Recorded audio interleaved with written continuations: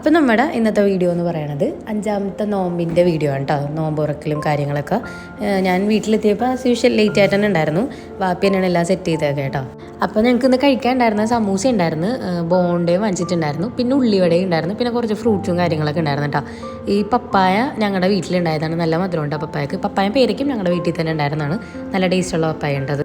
പിന്നെ അങ്ങനെ നോമ്പൊക്കെ തുറന്ന് നിസ്കരിച്ചൊക്കെ കഴിഞ്ഞപ്പോഴേക്കും ഞാൻ അതും അസുറും കൂടി വന്നിട്ടുണ്ടായിരുന്നു കേട്ടോ. അവർ ഉപ്പ് സോഡ ഉണ്ടാക്കി കുടിച്ചിട്ടുണ്ടായിരുന്നു കേട്ടോ. എനിക്ക് ഇന്ന് ഓഫീസിൽ മീറ്റിംഗ് ആയിരുന്നു. അപ്പോൾ അവിടെ നിന്ന് എല്ലാവരും ഫുഡ് കഴിക്കാനൊക്കെ പുറത്ത് പോയിട്ടുണ്ടായിരുന്നു. അപ്പോൾ എനിക്ക് കഴിക്കാൻ പറ്റാത്തതുകൊണ്ട് സാർ എനിക്ക് പാർസൽ ഒരു ഷെയ്ക്ക് വാങ്ങിച്ചിട്ടുണ്ടായിരുന്നു.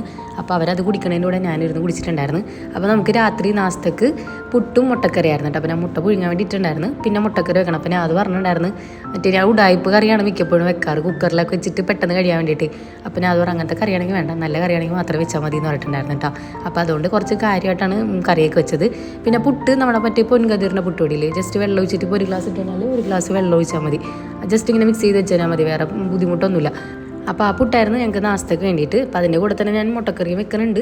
പിന്നെ അതിൽ 20 മിനിറ്റ് ഈ പുട്ടിൻ്റെ പൊടി നമ്മൾ നനച്ചിട്ട് മാറ്റി വെക്കണം, എന്നാലേ ആ പുട്ട് റെഡി ആവുള്ളൂ കേട്ടോ. അപ്പോൾ ഞാൻ കറി വെക്കണതിൻ്റെ കൂടെ തന്നെ ജ്യൂസ് കൊടുത്തിട്ട് കുടിച്ചുകൊണ്ടിരിക്കുന്നതാണ്. കാരണം വെള്ളം കുടിക്കൽ ഭയങ്കര കുറവ്, വെള്ളം കുടിക്കാൻ ഭയങ്കര മടിയാണ്. അപ്പോൾ ജ്യൂസ് ആകുമ്പോൾ കുഴപ്പമില്ല വെച്ചിട്ട് ഈ മുട്ടക്കറി എല്ലാ ദിവസത്തിനും ഇത്തിരി ടേസ്റ്റിനായിരുന്നു. ഞാൻ അതും പറഞ്ഞായിരുന്നു നല്ലതെന്ന്, എനിക്ക് ഇഷ്ടമായി. ഇതേപോലെയല്ല കുറേ നേരം ഇട്ട് വറ്റിക്കുകയൊക്കെ ചെയ്തായിരുന്നു. യൂട്യൂബിൽ പറയണ പോലെ തന്നെയാണ് എല്ലാം ചെയ്യണത്.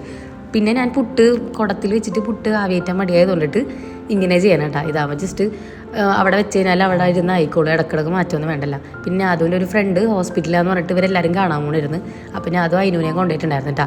അയിനു ഞങ്ങൾക്ക് ടാറ്റയൊക്കെ തന്നിട്ട് പോയിട്ടുണ്ടായിരുന്നു. അപ്പോൾ അയിനുവിനെ കൊണ്ടുപോയില്ലെങ്കിൽ എനിക്ക് അവിടുത്തെ ബാക്കി ജോലികളൊന്നും ചെയ്യാൻ പറ്റില്ല. അതുകൊണ്ട് ഞാനൊന്ന് ഫ്രീ ആയിക്കോട്ടെ എന്ന് വിചാരിച്ചിട്ട് ഞാൻ അത് കൊണ്ടുപോയായിരുന്നു കേട്ടോ. ഞാൻ അത് മാത്രമല്ല അസുറും ബാക്കി എല്ലാവരും ഉണ്ടായിരുന്നു. ഇവർ തിരിച്ച് വന്നപ്പോഴേക്കും ഒരു 11 മണി അടുത്തായിട്ടുണ്ടായിരുന്നു. വന്നതിന് ശേഷം ഞാൻ അയിനോട് വർത്താനം പറയണ വീഡിയോ ആണ് ഇത്.